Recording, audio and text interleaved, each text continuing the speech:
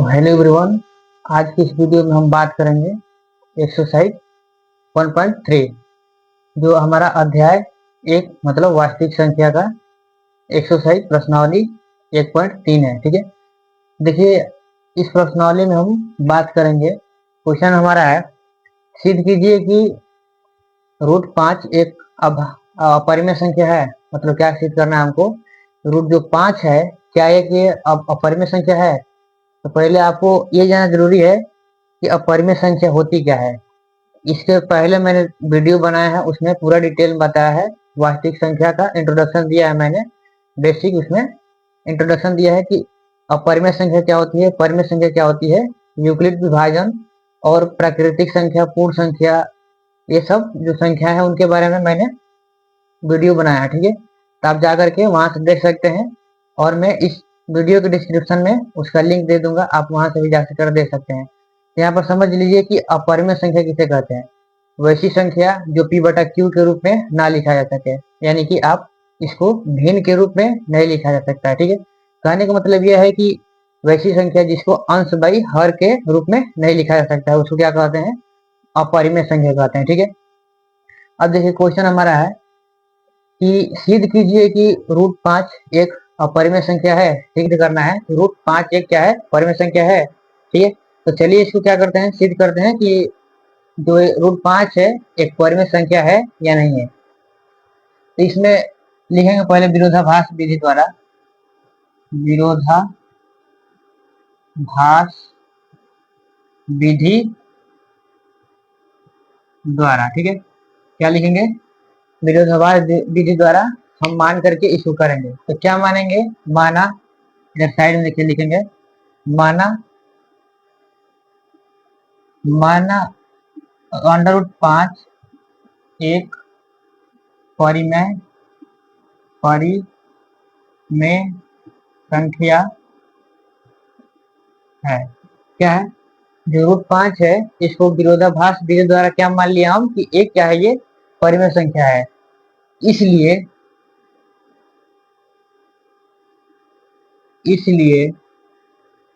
हम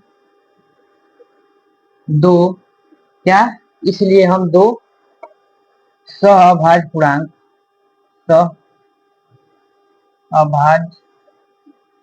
पूर्णांक।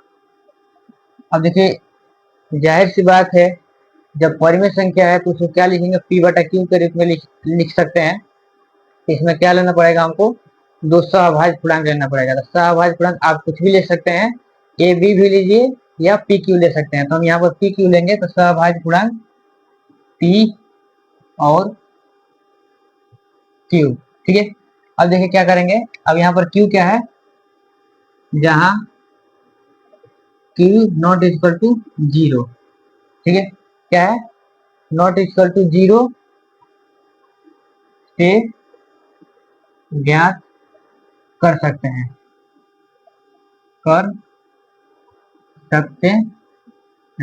अब देखिए, अब क्या हम लोग मान लिया, दो सहअभाज्य पूर्णांक मान लिया। अब इससे ज्ञात कर सकते हैं कि ये परिमेय संख्या है या अपरिमेय संख्या। ठीक है, तब क्या लिखेंगे, अब इसको हम क्या लिख सकते हैं, जो √5 है इसको क्या लिख सकते हैं, √5 को बराबर p/q के रूप में लिख सकते हैं। ठीक है, अब यहाँ पर क्या क्या लिखा है, ये p और q क्या है, सहअभाज्य पूर्णांक है। ठीक है, सहअभाज्य पूर्णांक है। ठीक, अब देखिए आगे इसका क्या करना, इसका अब आगे क्या करना है। अब देखिए p और q का यहाँ पर जो उभयनिष्ठ है, उभयनिष्ठ इसमें क्या है, उभयनिष्ठ जो गुणनखंड है इनका, तो यहाँ पर उभयनिष्ठ क्या है, यहाँ पर एक ही है। तो इसका मतलब लिखेंगे, इसका अर्थ अर्थात क्या लिखेंगे, अर्थात इनका क्या लिखेंगे, अर्थात p और q का लिखें, इसका मतलब क्या लिखेंगे, इसका अब यहाँ पर क्या लिखेंगे, अर्थात p और q का एक से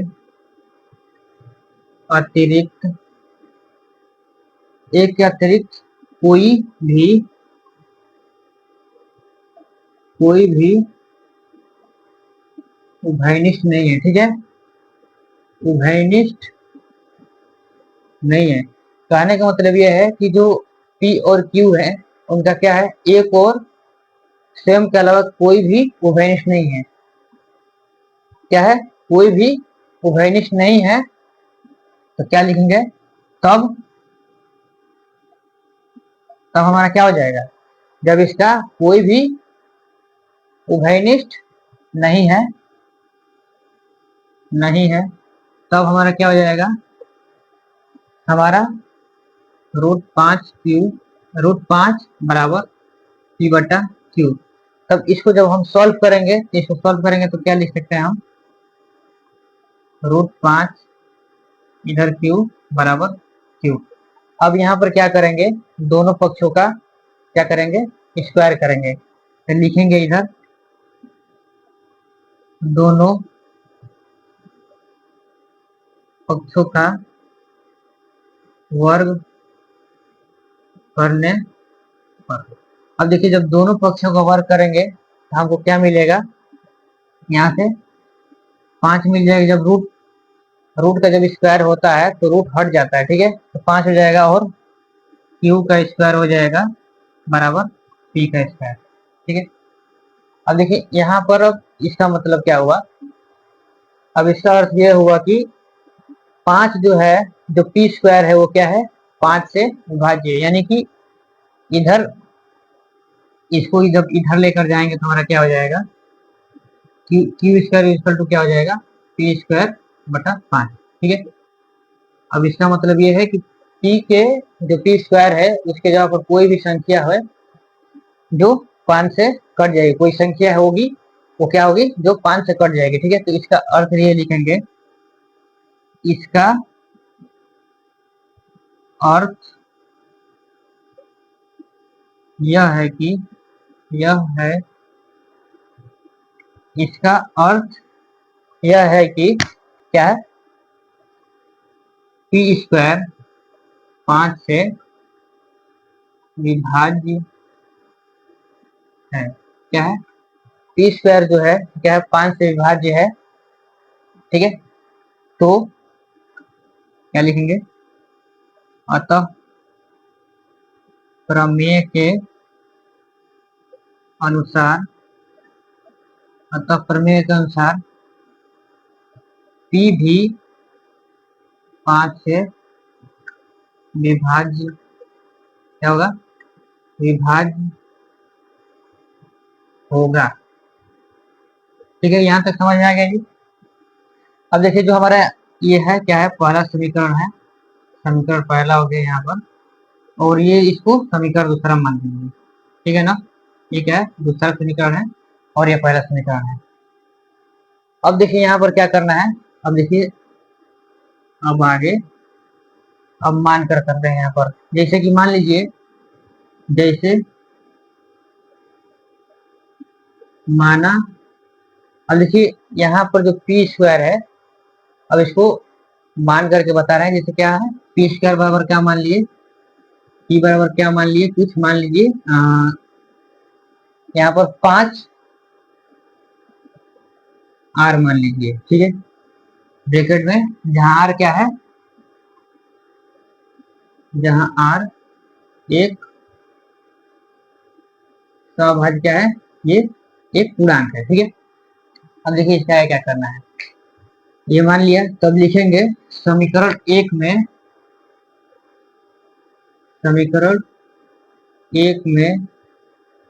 P का मान रखने पर। अब समीकरण एक में क्या करेंगे, P का मान रखेंगे। समीकरण एक क्या है हमारा, यहाँ पर है, समीकरण एक जो है 5Q बराबर क्या है, P R स्क्वायर, लिखेंगे 5Q स्क्वायर बराबर P स्क्वायर, और जो P स्क्वायर है, P स्क्वायर के जगह पर क्या रख देंगे हम, P का मान कितना है, 5R। तो क्या लिखेंगे यहाँ पर, ये समीकरण क्या है, पहला है, तो लिखेंगे 5Q स्क्वायर बराबर, पीछे क्या हो जाएगा, होल स्क्वायर होगा ना, 5R का होल स्क्वायर, तो क्या हो जाएगा, 5Q का स्क्वायर बराबर 25R का स्क्वायर। ये 5 से 5 कटेगा 5 बार में, ठीक है। हमारे यहाँ पर क्या हो जाएगा, क्यू स्क्वायर बराबर क्या होगा हमारा 5r²। ठीक है, अब देखिए यहाँ पर क्या हो जाएगा हमारा, जब क्यू स्क्वायर बराबर 5r² हो गया तो हमारे यहाँ पर क्या लिख सकते हैं इसको, r बराबर क्या हो जाएगा क्यू² बटा 5। अब देखिए ये जो निकला है ये क्या है हमारा समीकरण तीसरा है। ये क्या है, समीकरण तीसरा। अब देखिए इसका यहाँ पर जो समीकरण तीसरा है इसका अर्थ क्या है कि जो क्यू स्क्वायर है वो क्या है 5 से विभाज्य है। तो लिखेंगे इसका, क्या लिखेंगे, इसका यह अर्थ है कि, इसका क्या अर्थ है, क्यू² 5 से क्या है, क्यू² क्या है 5 से विभाज्य है, इसलिए या इसलिए क्यू भी 5 से विभाज्य होगा। ठीक है, ये क्या होगा, विभाज्य होगा। ये क्या है हमारा समीकरण चौथा। अब देखिए हमारा समीकरण तीसरा, चौथा और पहला दूसरा। अब दूसरा और समीकरण चौथा से हमारा क्या निष्कर्ष निकलता है। ठीक है, देखिए हमारा जो समीकरण चौथा है और दूसरा है तो लिखेंगे यहाँ पर, क्या लिखेंगे, समीकरण 2 क्या हो जाएगा, समीकरण 2 और समीकरण 4 से क्या होगा, 4 से यह स्पष्ट होता है कि, अब जो समीकरण 4 और दूसरा है इससे हमारा क्या स्पष्ट होता है, जो समीकरण चौथा है 2 और 4 है इससे क्या स्पष्ट होता है, P और Q का मान, क्या P और Q दोनों का, अब क्या है हमारा यहाँ पर P और जो Q है इनका दोनों का क्या है, जो P और Q है यहाँ पर दोनों क्या है हमारे, जो P और Q है ये क्या है, दोनों क्या है, क्या ना लिखे, दोनों 5 से विभाज्य है। ये क्या है, P और जो Q है दोनों क्या है 5 से विभाज्य है, अर्थात क्या हो गया, उनका क्या हो गया, एक ही उभयनिष्ठ है, अर्थात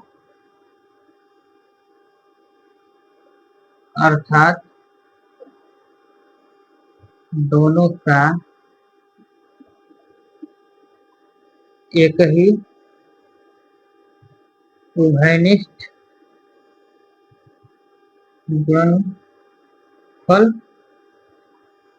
है। फिर क्या है, दोनों का एक ही उभयनिष्ठ, यहाँ पर क्या है उभयनिष्ठ गुणनखंड होगा, फल नहीं होगा, गुणनखंड है, दोनों क्या है एक ही गुणनखंड है। तो हमारा इसके अब आगे क्या हो जाएगा, उभयनिष्ठ एक ही है। अब क्या लिखेंगे हम यहाँ से, अब लिखिए निष्कर्ष लिखेंगे। निष्कर्ष कहने का मतलब ये है कि जब हमारा समीकरण जो दूसरा है और चौथा है स्पष्ट इससे यह होता है कि 2 और Q है क्या है, P और Q का दोनों क्या है 5 से विभाज्य है, अर्थात दोनों का क्या है एक ही उभयनिष्ठ है, यानी कि दोनों का उभयनिष्ठ क्या है 5 है। तो इसका निष्कर्ष क्या निकलेगा। ठीक है, तो देखिए इसका निष्कर्ष यहाँ पर क्या निकला, जो हमारा समीकरण एक दूसरा है और चौथा है इससे यह स्पष्ट होता है कि ए जो P और क्यू का है, दोनों का क्या है, एक ही अभाज्य, मतलब कि एक ही जो उभयनिष्ठ गुणनखंड है, गुणनफल है, वो क्या है हमारा, जो एक ही गुणनखंड है हमारा क्या है, एक ही है। तो हमारा इससे क्या निष्कर्ष निकला हमारा, यह क्या है हमारा, यह विरोधा विरोधाभास विधि द्वारा हमारी क्या है, हमारी कल्पना क्या हुई थी, हमारी कल्पना गलत गलत उत्पन्न क्या हुई थी, गलत उत्पन्न हुआ है कि, हमारा क्या गलत उत्पन्न हुआ है, विरोधाभास विधि द्वारा हमने क्या माना था यहाँ पर, तो कि रूट एक 5 क्या है, परिमेय संख्या है। तो वही क्या हुआ है, गलत उत्पन्न हुआ है कि जो रूट 5 है, रूट 5 एक परिमेय संख्या नहीं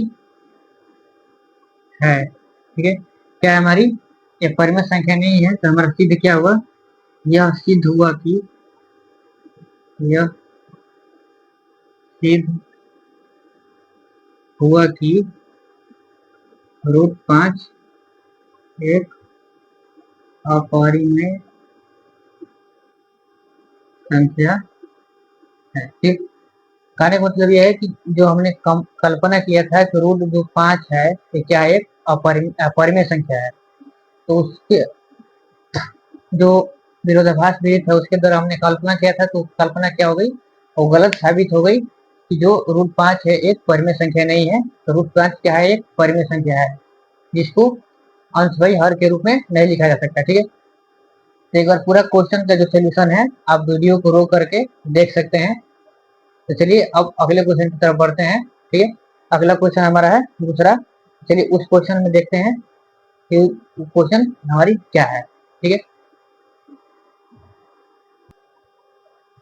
अब देखिए दूसरा क्वेश्चन हमारा है, दूसरा क्वेश्चन है, सिद्ध कीजिए कि 3+2 √5 एक अपरिमेय संख्या है। इसको भी क्या करना है, सिद्ध करना है कि जो 3+2 √5 है ये क्या है, एक परिमेय संख्या है। तो ऐसे ही दिख रहा है। अब भी इसके पहले वाला क्वेश्चन पहले मैंने सिद्ध किया कि रूट 5 क्या है, एक अपरिमेय संख्या है। तो ऐसे ही दिख रहा है कि क्या है, एक परिमेय ही संख्या है। अगर रूट 5 आ गया खुद परिमेय है तो क्या हो जाएगा, यह पूरा जो है अपरिमेय संख्या है। तो चलिए इसको सॉल्व करते हैं, देखते हैं ये परिमेय संख्या है या अपरिमेय संख्या है। ठीक है कि नहीं। यहाँ भी लिखेंगे विरोधाभास, क्या करेंगे यहाँ पर, ये भी जो क्वेश्चन है विरोधाभास विधि द्वारा ही होगा। तो लिखेंगे विरोधाभास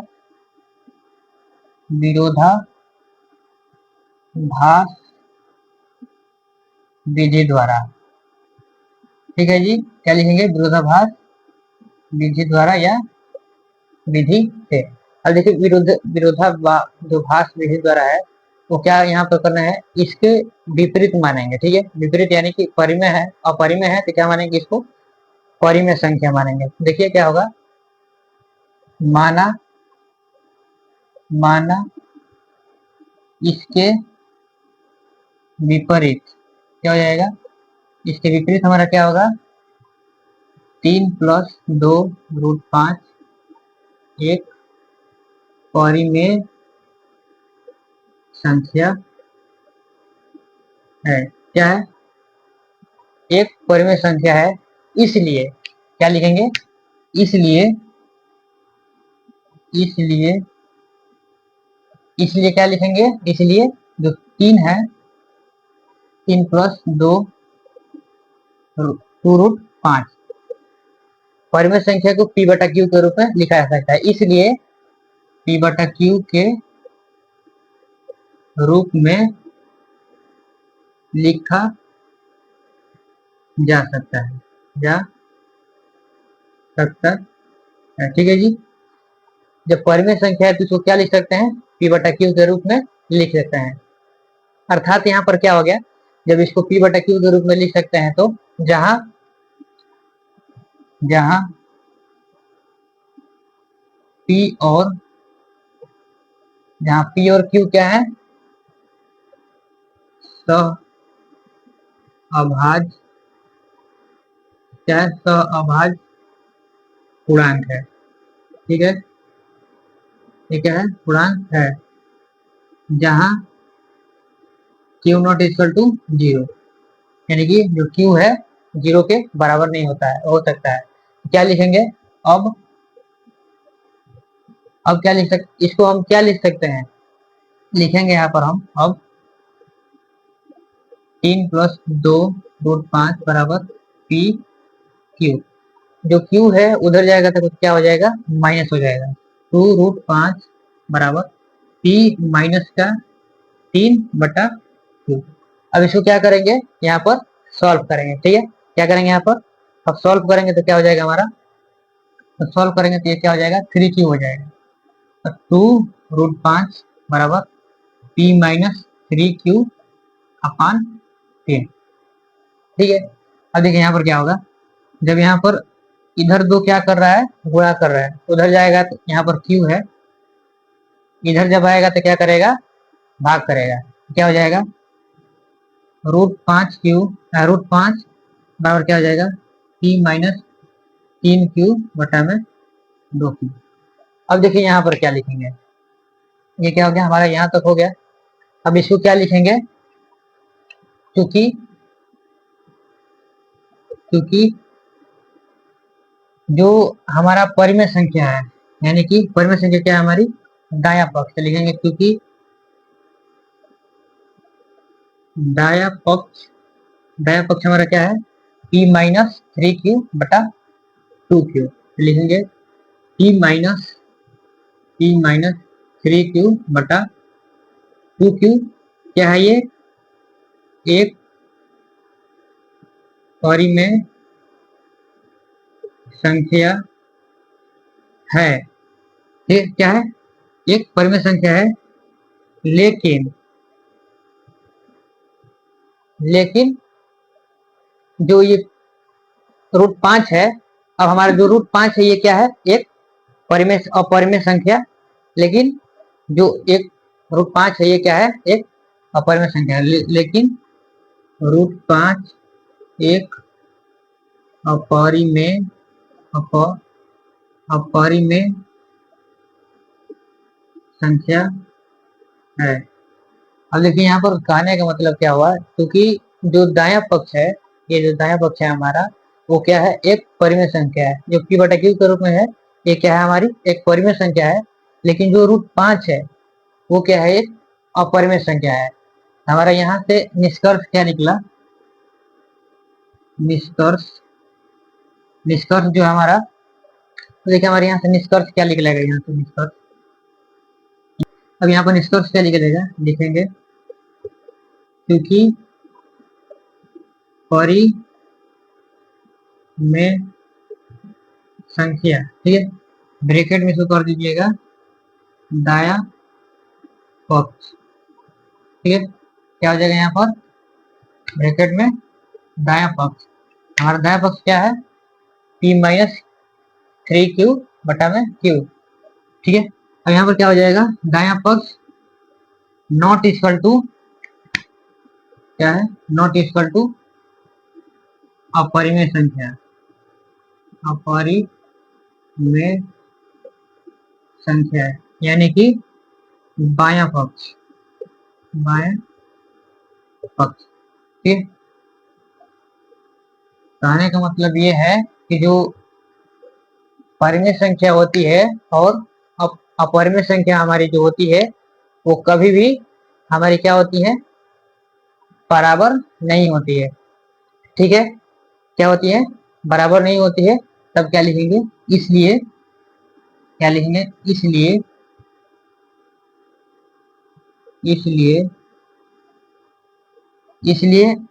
अब इसलिए के मतलब हमारा क्या हो गया यहाँ पर, इसलिए जो हमारा विरोधाभास के द्वारा हमने क्या किया था, एज्यूम किया था कि जो √5 है ये क्या है, एक परिमेय संख्या है, तो क्या हो गया, निष्फल हो गया, मतलब विफल हो गया। तो हमारा क्या हो गया यहाँ पर, क्या हो गया यहाँ पर, विरोधाभास विधि हमारी कल्पना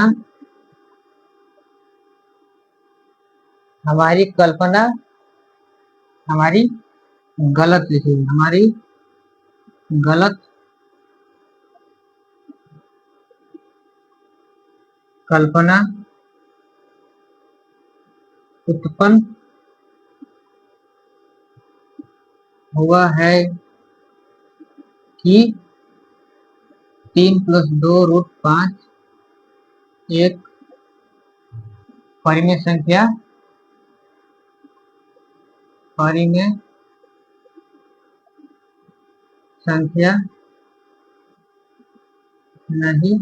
है।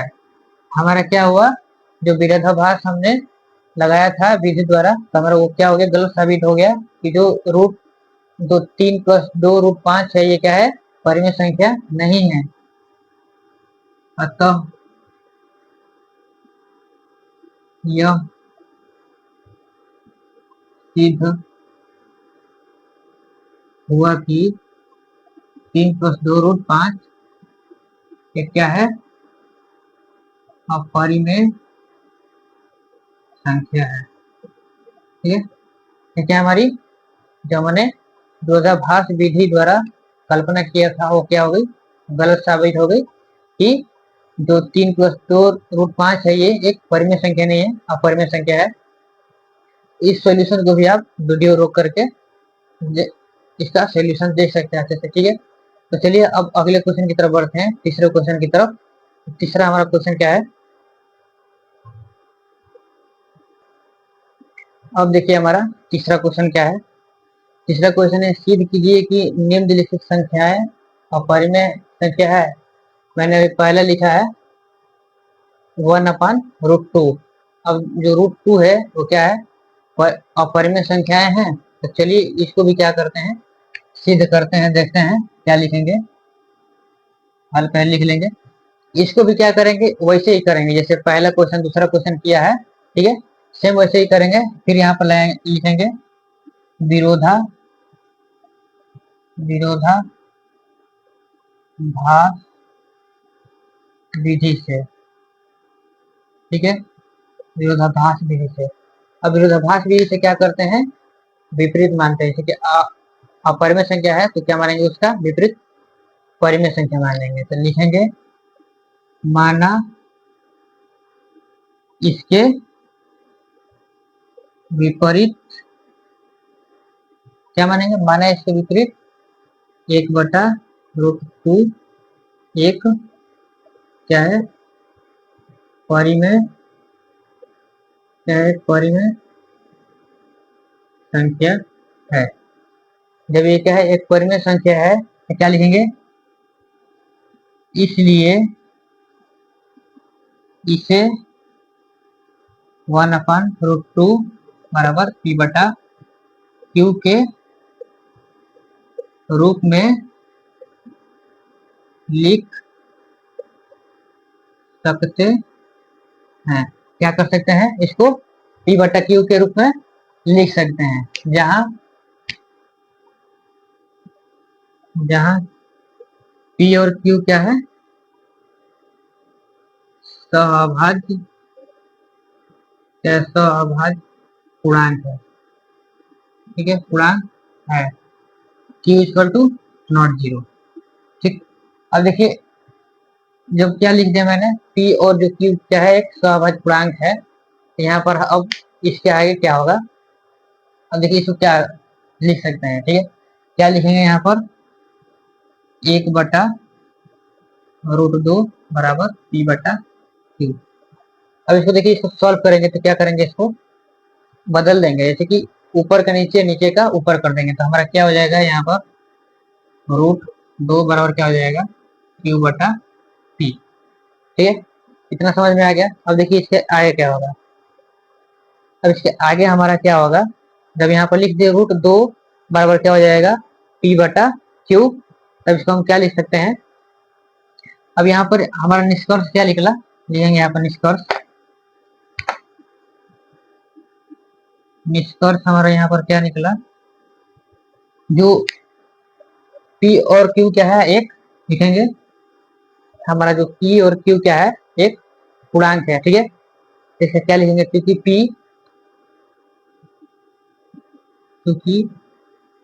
P और Q एक पूर्णांक है, ठीक। हमारा P और Q क्या है, एक पूर्णांक है, तब आगे क्या होगा, जब पूर्णांक है तो क्या लिख सकते हैं, Q बाई P एक परिमेय संख्या है। जब ये P बटा जो P और Q है एक पूर्णांक है, तो हम क्या लिख सकते हैं, पूर्णांक हमारा क्या हो गया, P और Q हो गया, तो Q बाई P क्या है, हमारी एक परिमेय संख्या है, ठीक है। अब देखिए इसका अर्थ क्या है, इसका मतलब है, जिसका अर्थ क्या है, इसका जिसका अर्थ है, यहाँ पर देखिए क्या है इसका, जिसका अर्थ क्या है, जिसका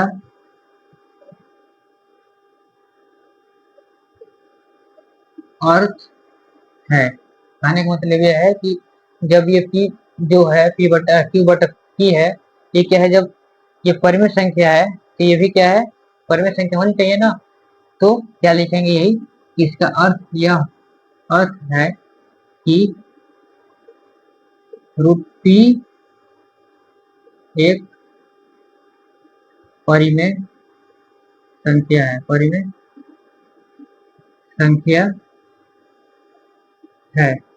कहने मतलब ये है कि जब P हमारा जो Q बटा P है एक परिमेय संख्या है, तो विरोधाभास विधि द्वारा ये भी कह रहा है कि रूट P भी, रूट जो 2 है ये क्या है, ये भी एक परिमेय संख्या है, लेकिन क्या है, लेकिन हमें मालूम है या पता है, या पता है कि 1/√2 एक क्या है, अपरिमेय संख्या है। क्या है, हमारी एक परिमेय संख्या है, लिखेंगे हमारा, इसलिए क्या लिखेंगे, इसलिए हमारा, या इसलिए विरोधाभास क्या है, विरोधाभास विधि हमारी गलत कल्पना उत्पन्न हुआ कि, हमारा जो कल्पना है हमारा क्या उत्पन्न हुआ है कि, हमारा जो कल्पना है हमारा क्या उत्पन्न हुआ था, 1/√2 है एक परिमेय संख्या है, ठीक है, परिमेय संख्या नहीं है। कहने का मतलब यह है कि जो हमारा विरोधाभास हमने जो किया था, विधि द्वारा अपनाया था, तो उसमें क्या किए थे हम लोग कि वर्ग 1/2 है क्या है, परिमेय संख्या है, लेकिन यहाँ पर आकर के गलत साबित हो गई कि, गलत साबित हुआ कि 1/2 एक परिमेय संख्या नहीं है। अतः सिद्ध हुआ कि 1/2√2 एक अपरिमेय संख्या, ठीक। मतलब जो क्वेश्चन है सबका कैलकुलेशन एक ही है, कंसेप्ट मतलब एक ही है, बस आपको क्या करना है, ध्यान से बस समझना है इसको, कि जो हमारा कंसेप्ट है, कंसेप्ट कौन कहाँ लग रहा है, ठीक है, उसका यूज कहाँ होगा। आप कोई सा भी क्वेश्चन आ जाए इसमें था कि कौन सा अपरिमेय संख्या है, तो आप लगाकर लेकर चले जाओ, क्वेश्चन को लगा लो, ठीक है। तो आप एक बार इस सोल्यूशन का आप देख सकते हैं। ठीक है, चलिए अब अगले क्वेश्चन की तरफ बढ़ते हैं। अगला क्वेश्चन देखिए हमारा, अगला क्वेश्चन क्या है हमारा। ठीक है, अब देखिए हमारा क्या है, तीसरा क्वेश्चन दिया है। सिद्ध कीजिए कि निम्नलिखित संख्या है, मतलब उसी का तीसरा का दूसरा पार्ट है 7√5। इसको क्या करना है, इसको सिद्ध करना है कि क्या यह एक अपरिमेय संख्या है। ठीक है, तो जो मैंने क्वेश्चन बताए हैं इसके पहले जो मैंने बताया उसी से रिलेटेड क्वेश्चन है, बस यहाँ पर 7√5 दे दिया है। कहने का मतलब यह है कि अभी पहले क्वेश्चन मैंने सॉल्व किया कि जो 5√5 है वो क्या है, अपरिमेय संख्या है, उसको सॉल्व किया। ऐसे ही दिख रहा है कि ये भी क्या है, एक अपरिमेय संख्या है। चलिए इसको क्या करेंगे, हल करेंगे। तो इसको भी लिखेंगे उसी विधि द्वारा। तो डायरेक्टली मैं मान ले रहा हूँ, तो माना माना इसके विपरीत क्या है, इसके विपरीत 7√5 एक परिमेय संख्या है। ठीक है, क्या है, यह एक क्या है, अपरिमेय संख्या है। यहाँ पर लिख देते हैं विरोधाभास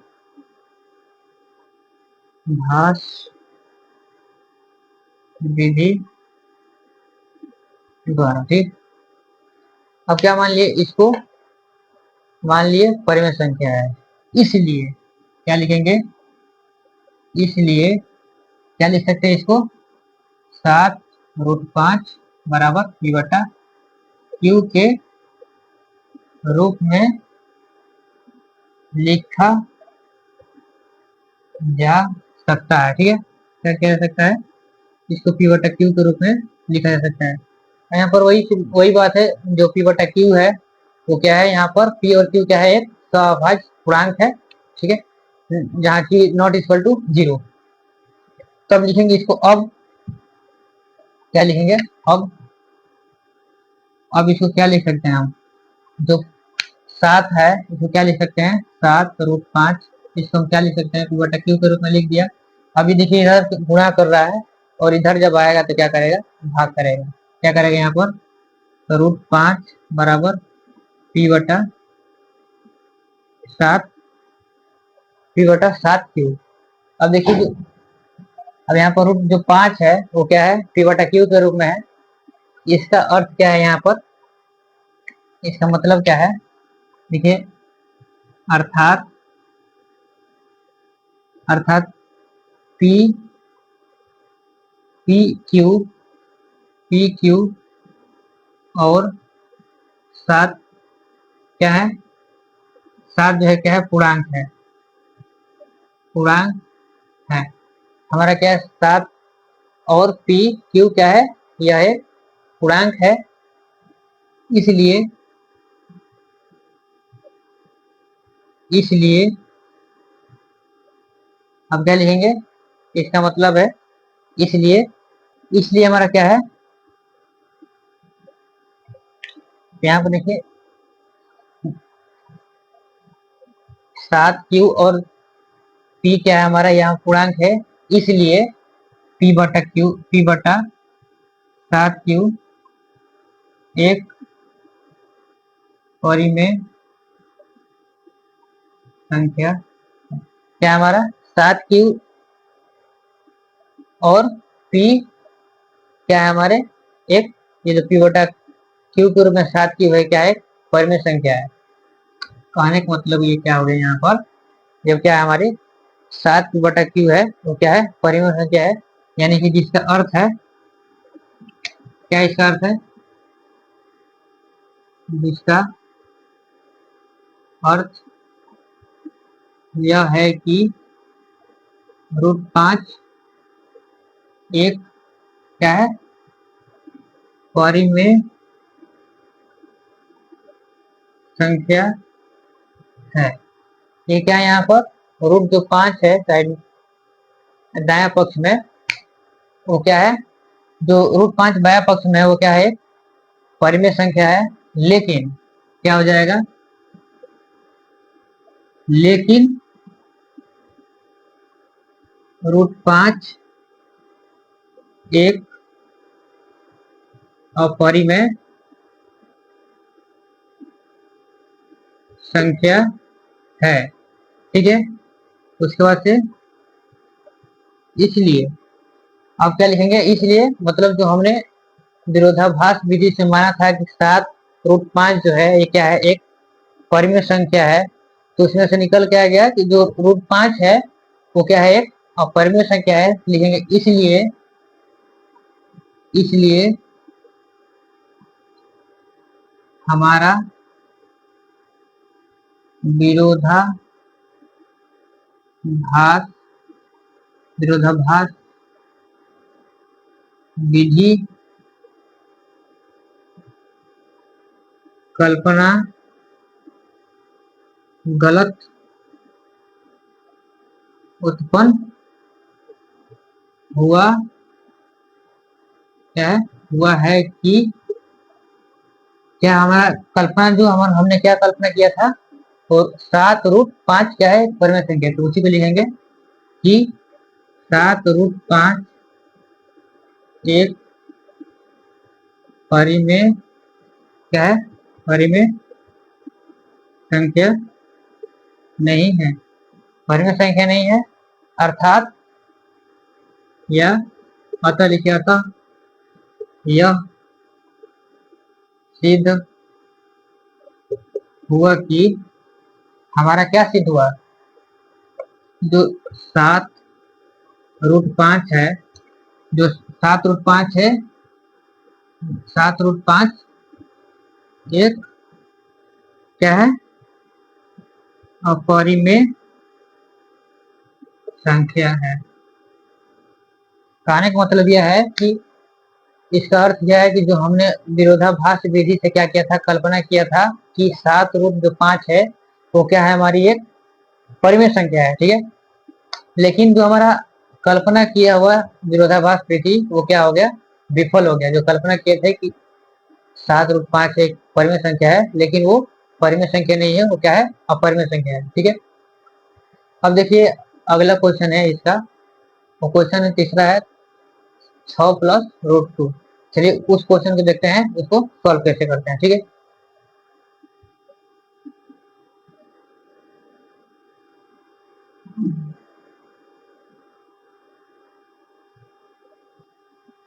अब देखिए तीसरा क्वेश्चन हमारा है, तीसरा क्वेश्चन का तीसरा पार्ट 6 + √2। इसको भी क्या करना है, ज्ञात करना है, मतलब सिद्ध करना है कि जो हमारा 6 + √2 है वो क्या एक अपरिमेय संख्या है। इसको भी लिख दिए हैं विरोधाभास विधि से। देखिए इसको सिद्ध करेंगे, माना इसके विपरीत, इसके विपरीत क्या मानेंगे, 6 प्लस जो √2 है एक परिमेय संख्या। ठीक है, इसको क्या मानेंगे, जो √6 + 2 है क्या है, एक परिमेय संख्या है। ठीक है, अब देखिए आगे,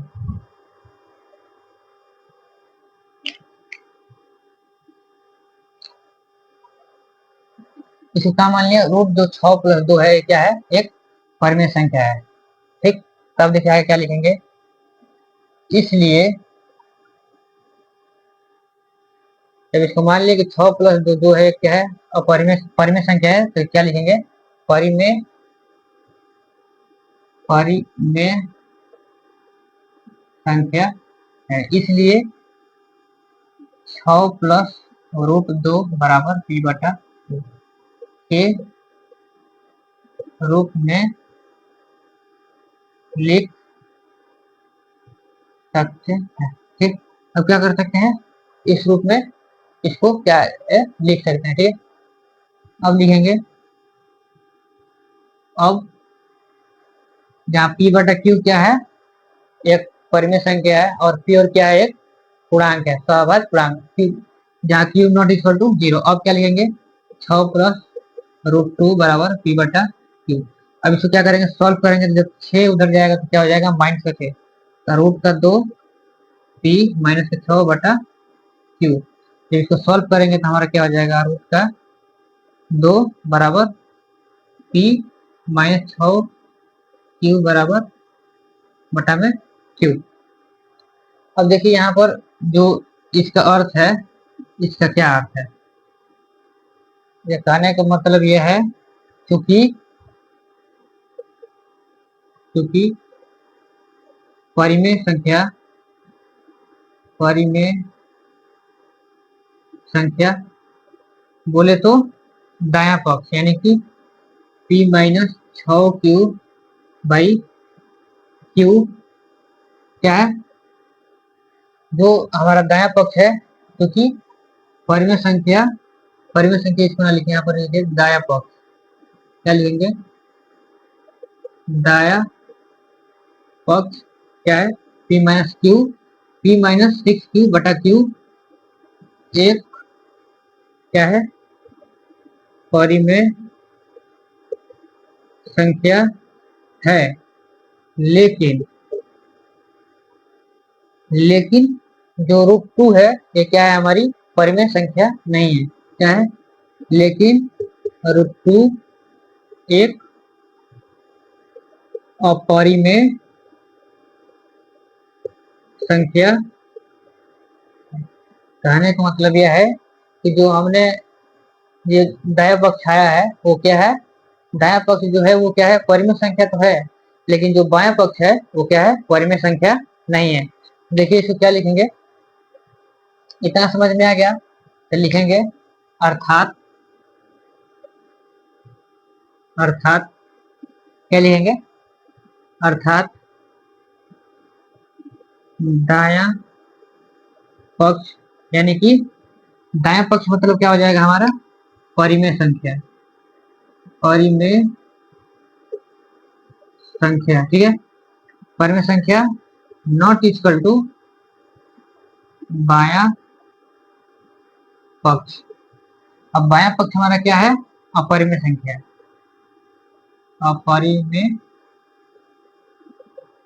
संख्या, ठीक है, क्या है, अपरिमेय संख्या, दायां पक्ष और क्या है, नॉट इक्वल टू बायां पक्ष क्या हो सकती है, अर्थात क्या हो गया, दायां पक्ष परिमेय संख्या नॉट इक्वल टू बायां पक्ष अपरिमेय संख्या।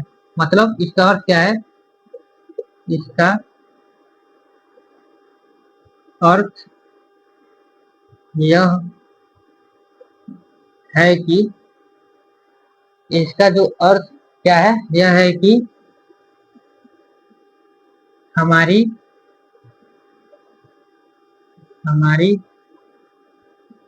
कल्पना, हमारी जो कल्पना थी, या हमारी क्या लिखेंगे,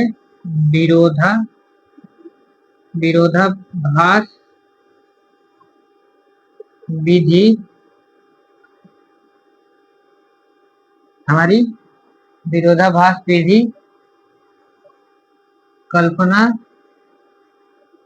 गलत उत्पन्न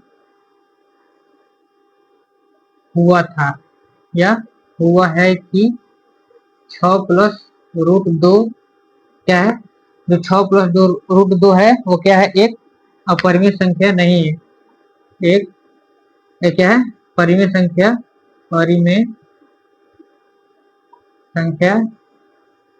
नहीं है। अतः अब क्या हो गया, यहाँ पर देखिए जो हमने कल्पना किया था विरोधाभास वाला कि 6 प्लस √2 जो है क्या है, हमारी परिमेय संख्या है, वो क्या हो गया, कल्पना हमारा जो है विफल हो गया, कि जो परिमेय संख्या हमने माना था वो क्या है, परिमेय संख्या नहीं है। चलिए अतः 6 प्लस √2 एक क्या है, अपरिमेय संख्या, ये क्या है, अपरिमेय संख्या है। तो आशा कर रहे होंगे कि आपको ये जो तीनों का तीनों क्वेश्चन थे और जो तीसरे क्वेश्चन का पार्ट जो तीनों क्वेश्चन था वो आपको अच्छे से समझ में आया होगा। ठीक है, तो एक बार कमेंट बॉक्स में बताया कि हाँ कौन कौन से क्वेश्चन आपको बहुत अच्छे से समझ में है। ठीक है, तो मिलते हैं अगले वीडियो में, तब तक के लिए थैंक यू।